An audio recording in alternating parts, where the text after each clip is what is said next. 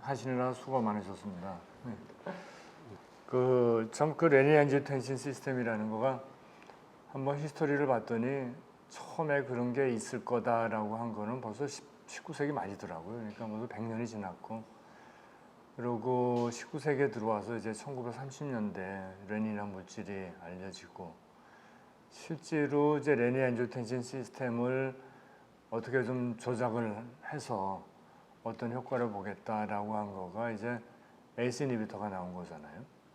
그거는 이제 20세기 말이나 돼서 이제 나와서 고혈압이나 심부전에 이렇게 사용이 됐고, 그러고 지금 오늘 이제 학술 강좌의 주 토픽인 이제 엔지오텐신 리셉터 네프릴레신 이니비터는 사실 엔지오텐신 리셉터 블로커라는 약도 있었고, 그다음에 나트리트 펩타이드도 그 전에 다 알려진 거였고, 사실은 이거보다 훨씬 전에 한 10여 년 전에 이제 오마페트릴라트라고 ACE 이니비터에다가 뉴트로 엔도페프타이드 네프릴라이신이죠. 그걸 두 개를 붙인 거를 그 약을 먼저 개발을 해서 그 당시에도 사실은 굉장히 이제 획기적이고 좋을 것이다.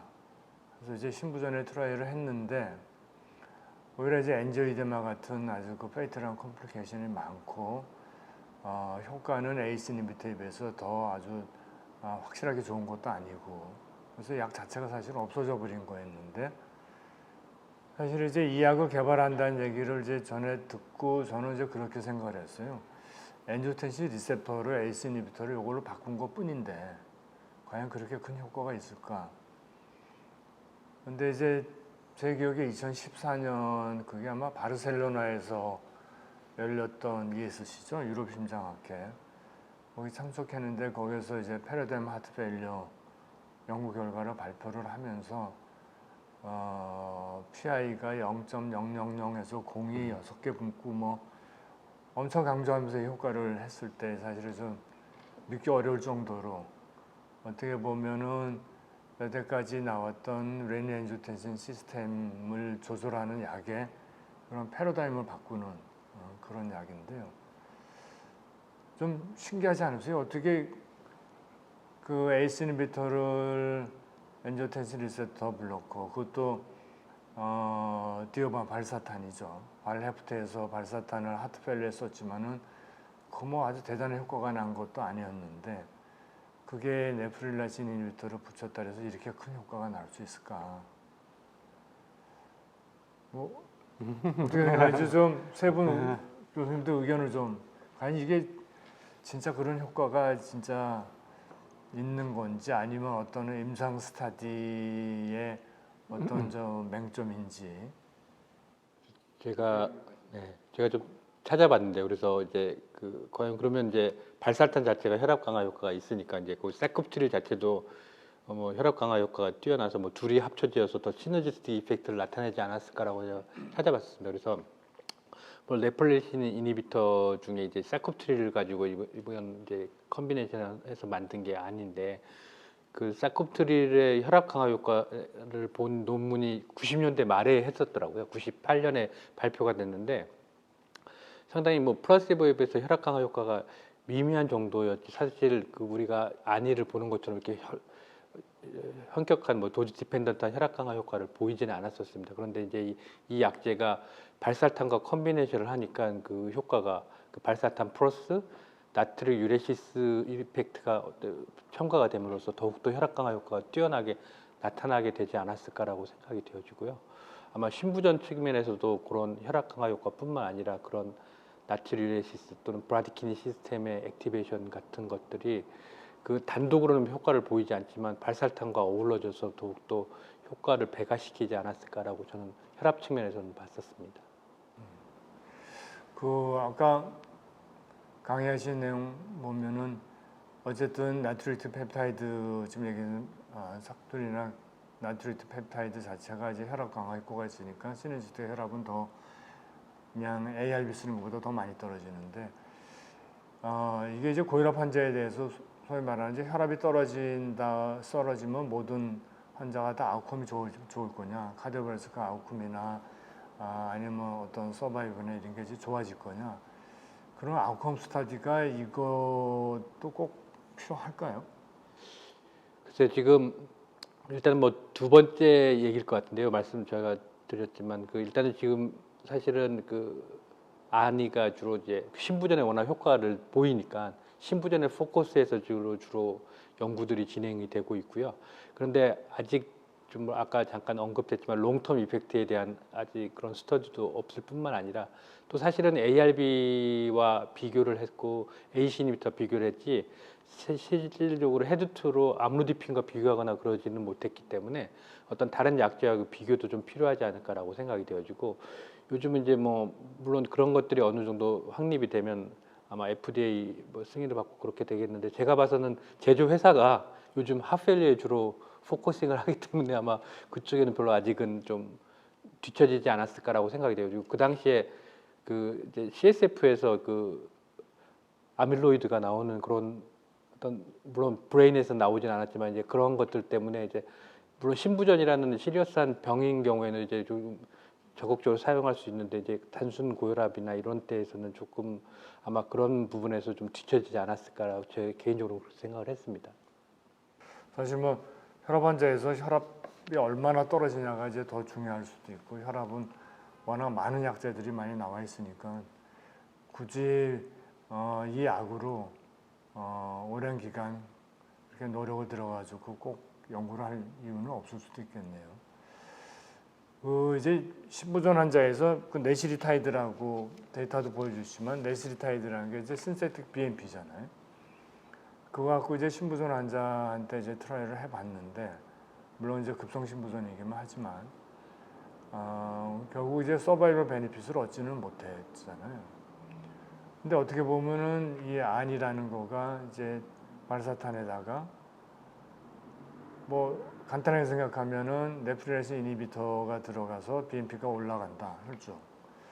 그럼 네시리타이드 플러스 발사탄을 쓴 거하고 뭐가 다른가? 뭐가 다르게 이거는 이렇게 큰 신부전에 어떻게 보면은 여태까지 신부전에 에이스 이니비터가 나온 이후로 에이스 이니비터하고 1대1 컴패리즌을 한 약이 없었는데 이거는 과감하게 1대1 컴패리즌 해가지고 슈피리어 결과를 얻어냈는데 이게 과연 이제 뭐가 달라서 그런 건가? 뭐 이 약물의 특성이나 이런 거 아까 강의해 주셨는데 거기에 대해서 좀 쉽게 어떻게 설명 좀 해주실 수 있을까요? 네, 저희가 어떤 약제 개발 과정이라든지 환자의 치료 과정을 곰곰이 생각해 보면 의학적인 상식과 알려진 데이터를 기반으로 이제 치료를 하게 되는데 이제 의학적인 상식이 성립되는 과정이 연역적으로 성립이 될 때도 있고 기납적으로 성립이 될 때도 있는 것 같습니다. 하지만 의학 자체가 기본적으로 자연과학 카테고리에 있기 때문에 기납적인 접근 방법이 아주 뭐 대부분의 결과를 도출하는 것 같고요. 그러한 결과들을 가지고 일부 이제 연역적인 결론, 이제 상식에 해당하는 설사 임상 연구가 없더라도 이거는 이럴 것이다라고 생각하고 하는 부분이 이제 발생을 하는 것 같습니다. 이 안이의 개발 과정을 보자면은 ARB, AC 이니비터, 알도스테론 안타고니스트 등등 이러한 많은 것들이 개발되는 과정이 처음부터 무슨 연역적인 접근을 한 것은 아닌 것 같고 하나씩 해보다 보니 이게 효과가 있는 것 같고 저게 효과가 있는 것 같다라는 결과를 얻게 되고 그 다음에 듀얼 블로케이드를 해보면 어떻게 되겠는가 이런 생각을 하게 되고 일부 선생님들 기억하시겠지만 트리플 블로케이드를 시도했던 적도 있지 않습니까? 레닌, ACE 이니비터, 엔조텐신 2의 타입 1 리셉터의 트리플 블록하면 어떻게 되겠느냐 등등의 저희가 생각할 수 있는 대부분의 조합을 다 해본 것 같습니다. 그런데 결과적으로 귀납적으로 어떠한 조합을 했을 때 가장 좋은가를 이제 결과를 얻게 되었다라는 것이고 이제 이 결과를 어떻게 기전적으로 설명할 것인가 하는 것은 이제 남아있는 숙제인 것 같습니다. 하지만 이 과정에서 중요한 것은 여기저기 또는 여기 이렇게 블록을 해 보았을 때 이렇게 블록하는 두 조합이 가장 좋다라고 하는 데 있어서는 이견을 가지기 힘들 정도로 데이터가 독립된 연구에서 컨시스턴트하게 같은 방향으로 나오고 있기 때문에 네프릴라이신이라는 여러 사이트에 작용하는 엔자임을 블록하는 거하고 엔지오텐신 2의 타입 1 리셉터라고 하는 아주 특정 스페시픽한 사이트를 블록하는, 어떻게 보면 브로드 이니비터하고 스페시픽 안타고니스트 이 두 가지가 합쳐진 이 조합이 지금까지는 가장 좋은 것 같습니다. 앞서 김재중 교수님께서 말씀하신 바와 같이 그러면 BNP, 리커미넌트 BNP와 ARB 또는 AC 이니비터를 쓰면 어떻게 되겠는가? 그것도 이제 가설을 세워볼 수 있을 것 같은데 결과는 안 해봤으니까 뭐 알 수는 없지 않나 하는 생각이 듭니다. 하지만 제가 그냥 추측해 보건대 BNP는 스페시픽한 몰레큘이고 ARB도 스페시픽한 안타고니스트이기 때문에 스페시픽 이렇게 두 개 조합을 얻었을 때 브로드 안타고니스트, 스페시픽 블로커 요 조합보다 스페시픽이 더 좋을 것이냐, 요 조합이 그거에 대해서는 좀 의문이 있습니다. 근데 결국은 이러한 임상 연구는 리커미넌트 BNP를 만드는 회사에서 진행할 가능성이 없고 실제 리커미넌트 BNP라는 게 미국의 일부 지역 그리고 일본 자국에서 만든 일부 리커미넌트 프로틴 펩타이드들 이외에는 전 세계적으로 쓰이지 않기 때문에 이러한 조합이 아니보다 더 좋으냐 나쁘냐를 결론을 낼 수 있는 명확한 근거는 없지만 그냥 의학적인 상식에서 접근해 보았을 때 아니가 더 좋을 가능성이 있지 않은가. 왜냐하면 non-specific 이렇게 조합을 했을 때도 결과가 안 좋았고 specific 조합했을 때 결과가 안 좋았기 때문에 이런 것들을 그냥 연역적 사고로 해본다면 non-specific 하나, specific 하나 이렇게 하는 게 지금까지 결과가 제일 좋았기 때문에 이러한 점들을 생각해서 임상 연구가 없을 때 임상적인 판단과 프랙티스를 하시면 어떨까 하는 게 이제 제 개인적인 의견입니다. 네, 조윤정 교수님 말씀을 들어보니까 아주 진짜 일리가 있네요.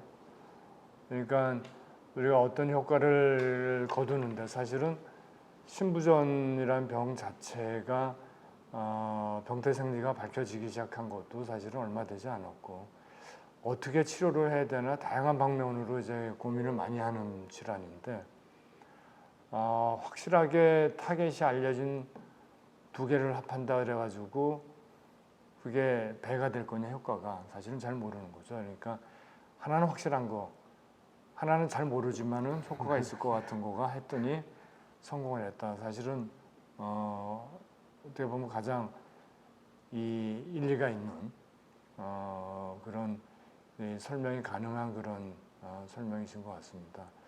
아마 앞으로도 그런 쪽으로 뭐가 이제 나오면 그런 쪽으로 또 새로운 약자가 나올 수도 있겠습니다. 그래서 노순영 교수님 아까 강의해 주신 거 보면서 굉장히 이제 재밌었는데요. 사실 신부전이라는 병 자체가 절반은 어떻게 보면 급사고 절반은 이제 신부전이 진행해서 소위 말하는 펌프 페일러로서 사망을 하는데 이 안이가 사실은 이제 급사를 줄이잖아요. 사실 전에 뭐 ACE 이니비터는 ARB가 이제 심방수동, 에트리얼 피브릴레이션을 줄인다는 거는 이제 연구에서도 나왔지만은 이제 급사를 줄이는 그 효과가 안이가 진짜 이 직접적으로 한 구성매 효과가 있는 거냐? 아니면 이제 신부전을 좋게 하니까 이제 신부전이 진행이 될수록 사망률이 올라가고 따라서 이제 급사의 서든 카디악 데스의 그 율도 올라가는데 신부전이 호전이 되니까 그냥 따라가지고 좋아지는 거일 수가 이제 더 많겠다는 생각이 드는데요. 실제로 그는 어떻게 생각하세요? 이쪽 신부전이 개선되니까 그냥 2차적으로 좋아지는 효과지. 엔지오텐신 리셉터 블로커든지 아니면은 네프레신 이니비터가 어떤 이 항구성맥적인 이런 전기생리학적인 효과가 있을 수도 있다. 거기에 대해서는 어떻게 생각하시나요? 그 다른 연구에서 보면은 이렇게 안이를 사용하고 나서 심전도를 비교해봤더니 뭐 QT라든지 뭐 QRS 듀레이션이라든지 이런 정기적인 마커들이 조금 더 호전이 됐다 이런 연구들도 있긴 합니다. 근데 이제 그런 것들을 이제 살펴보면은 대부분 그런 환자분들이 BNP라든지 EF라든지 이런 것도 동시에 사실은 좋아졌거든요. 그래서 결국에는 이제 기전을 봤을 때 우리가 그 사쿠비트릴이나 이런 라스 이니비터를 쓰면은 심파시 톤을 좀 이렇게 올라가는 거를 이제 억제하는 효과가 있어가지고 확실히 뭐 하트레이트라든지 이런 부정맥의 발생을 이렇게 낮출 수가 있는데 메인은 어떻게 보면 심부전이 좀 좋아지면서 이렇게 부정맥도 같이 안정이 되는 것 같고요. 거기에 이제 부가적으로 조금 이렇게 그런 PVC라든지 이런 거를 좀 낮춰주는 심장의 부담을 줄여주면서 더 그런 것들이 좋아지는 그런 양상인 것 같습니다. 그래서 딱 이 약이 그 부정맥을 진짜로 좀 낮춰주는 그런 효과가 있긴 하지만 뭐 프리저브드 허트 페일러라든지 아니면 다른 어떤 양상에서 부정맥을 더 좋게 만든다 이런 거는 아직까지는 뭐 연구된 바는 없거든요. 근데 이제 그런 부정맥이 좋아지는 사람들이 대부분 심부전이 좋아지면서 부정맥이 더 좋아지는 양상이기 때문에 뭐 주 메커니즘은 심부전이 호전되면서 같이 좋아졌다고 생각을 해야 될 것 같습니다. 그러니까 이 아니가 심부전에서 서든 카디악 데스를 다른 ARB나 ACE 이니비터보다 좀 더 줄일 수 있다라면 그 아니 자체가 어떤 부정맥의 발생이든지 그런 패소페졸레지에 미치는 영향보다는 그냥 심부전 개선 효과가 더 크니까 그에 따라서 오는 2차적인 효과다. 예, 그렇게 볼 수가 있겠네요.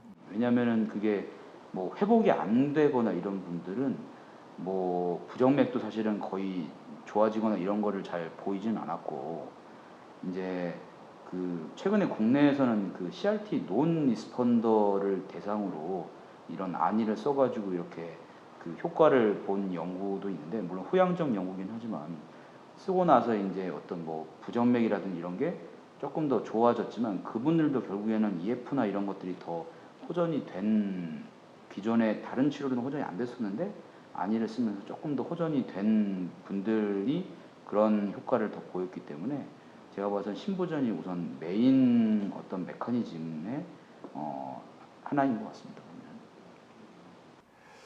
그 안이를 사용을 할 때 세분 교수님들 실제로 사용을 하실 때 처음부터 이제 사용을 하는 경우도 있지만은 대개 이제 다른 ACE 이니비터나 ARB를 사용하다가 이제 스위치하는 경우도 있잖아요.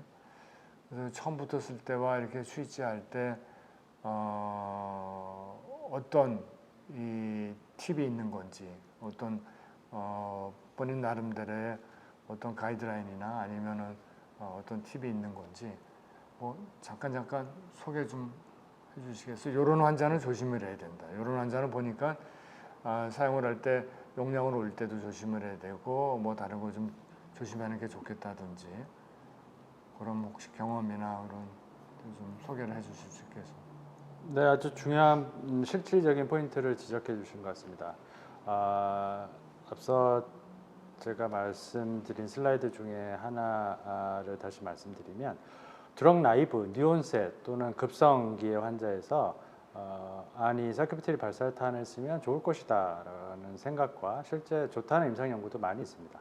하지만 우리나라 현실에서 보험 기준에 적합하지 않기 때문에 그런 경우에는 안이를 초회 치료제, 1차 치료제로 쓰게 되면 급여를 받을 수 없다 이런 문제가 있어서 그 포인트에서는 이제 환자를 비급여 처방으로 쓸 것이냐 하는 게 제일 현실적인 문제가 첫 번째가 있습니다. 두 번째는 이제 기존에 ACE 이니비터 ARB를 쓰고 있던 환자들을 도즈 체인지를 할 때 어떻게 할 것이냐 가이드라인이 나와 있지 않습니까? 이제 에날라프릴 10ml BID면 사큐비트릴 발사탄 200ml BID를 바꿀 수 있다 이렇게 되어 있는데 실제 제 개인적인 느낌은 그렇게 나와 있는 느낌 가이드라인대로 가면 혈압이 좀 더 떨어지는 것 같다라는 느낌이 있어서 약품 설명서에 나와 있는 것보다 한 반 정도 저는 개인적으로 줄여서 이퀴벌런트 도즈를 반 정도로 생각해서 줄여서 사용하는 경향이 있습니다. 다른 선생님들은 용량 저혈압 문제 어떻게 생각하십니까? 실질적으로 우리가 표준 용량으로 사용하는 경우, 예를 들면 발사탄 80ml를 사용하는 경우에 과연 50ml BID를 사용할 수 있겠냐 좀 저는 그보다는 좀 오히려 160에 가까운 정도 사용해야 되는 게 그래서 표준 용량보다는 조금 더 그 표준 용량으로 혈압이 좀 덜 떨어지는 환자들한테 우리가 보통 50ml PID로 사용하고 톨러러블 했을 때 좀 노즈업하는 그런 경향을 보이고 있습니다. 그런 부분은 조현재 선생님하고 마찬가지라고 생각이 됩니다. 노 선생님. 저 같은 경우에도 혈압이 오히려 높으신 분들보다는 조금 보더라인이거나 낮으신 분들이 많아가지고 특히 이제 고령의 환자분에서는 저 같은 경우에는 소량부터 사용을 한 다음에 조금 이제 타이트레이션을 해가지고 이렇게 올리는 방법을 사용하고 있습니다. 아까 말씀하신 대로 조현재 선생님이 잠깐 슬라이드에서도 말씀하셨지만 원래 50ml 용량이지 25ml 용량은 없지 않습니까? 근데 우리가 좀 아까 말씀을 잠깐 언급했지만 고령이라든지 기본적으로 혈압이 낮았던 분들한테 이제 반드시 좀 증상이 안 좋아서 스위치할 때는 아마 25ml PID로 뭐 시작하는 것도 하나의 팁이 되지 않을까. 그게 고령에서 또 그런 분들이 또 크레아틴 높은 사람들은 그렇게 좀 시작하는 것들이 좀 하나의 또 팁이 될 수 있다라고 생각이 됩니다. 이게 이제 약의 용량이 정해질 때 되게 서양 기준으로 해서 약 용량도 정하고 맥시멈 도수도 이제 정해지는데 사실은 많은 약제들이 우리나라 사람들한테는 그 서양의 그런 스타팅 도수나 맥시멈 도수를 따라가지 못하는 경우가 많잖아요. 그래서 특히 이제 신부전 환자분들 이 혈압이 떨어져 가지고 예를 들어서 뭐 싱코피하거나 문제가 생길 수 있으니까 안전하게 가이드라인보다 좀 줄여서 시작을 하는 게 낫겠네요. 줄여가지고 천천히 올라간다 그래가지고 그 사이에 신부전이 악화되는 문제가 생길 것 같지는 않으니까. 이 고혈압 약제로서의 앞으로 효용성도 많이 있겠네요. 네네. 제 생각에는 아마 저항성 고혈압 환자들이 워낙 많아지니까요. 뭐 그리고 지금 ACN이나 ARB로 조절이 물론 많은 수는 되지는 않겠지만 앞으로 그런 저항성 고혈압 환자에서 또 염분 민감성 특히 우리 그 아시아 환자에서는 조금 더 이 안리가 더 효과적일 거라고 생각이 돼서 조금 아마 신부전 쪽에 연구가 진행되고 나면 어느 정도 이제 아마 회사 자체도 좀 변화가 생기면 아마 항고혈압제로 보다도 적극적으로 프로모션하지 않을까 스터디가 되지 않을까 생각이 됩니다. 그렇다면 결국 약가가 사회적으로는 가장 큰 문제가 되지 않을까 싶습니다. 기존 고혈압 약제에 비해서 이게 워낙 약가가 비싸기 때문에 이게 좀 허들이 아닐까라고 그냥 개인적으로 한번 생각해 봤습니다. 특히 우리나라가 그렇죠. 근데 뭐 일단은 다른 나라에서 뭐 FDA 승인을 받고 그러면 뭐 그 다음에 우리나라에 뭐 할 수 있겠지만 뭐 우리가 경험적으로 렌딘 이니버터 같은 경우에도 들어오려다가 약가가 맞지 않아서 못 들어왔듯이 아마 엔트러스트도 그런 날이 오지 않을까 싶긴 한데 일단은 FDA나 뭐 글로벌한 어떤 승인이 어프로벌이 필요하지 않을까라고 생각이 되어집니다. 예, 그 고혈압 환자가 사실 굉장히 많으니까 많은 제약회사들이 고혈압 환자를 타겟으로 해서 약을 많이 만들고 싶어하고 새로운 약제를 사용해보고 하는 것 같습니다. 그런데 사실은 고혈압 약제에 이제 많이 쓰는 칼슘 채널 블로커는 다 사용해봐서 아시겠지만은 너무 편하잖아요. 그냥 주고 걱정을 안 해도 되잖아요. 혈압이 좀 덜 떨어질 수는 있어도 문제가 되는 일은 많지 않으니까. 근데 사실 러스 블로커들은 처음에 줄 때 좀 걱정도 되고 리널 펑션도 그렇고 그다음에 크레아틴 올라갈까 포타슘 올라갈까 이제 걱정도 하고 그런 걱정이지 사실은 그런 거에 비해서 고혈압 약제로는 다른 약제가 많이 있는 것 같습니다. 오늘 우리 충분한 시간 많이 토의를 해주셨고요. 아마 들으시는 분들께서 엔지오텐신 리셉터 블록 네프레신 이비터에 대해서 많은 걸 아마 얻으셨을 거라고 생각을 하고 실제로 임상에서 환자한테 적용할 때 활용할 때 유용한 그런 팁을 많이 얻으셨을 거라고 생각이 됩니다. 이번 심혈관 학술 강좌 시리즈 안에 대해서 이것으로 마치도록 하겠습니다. 여러분 감사했습니다. 네, 감사합니다. 감사합니다. 감사합니다.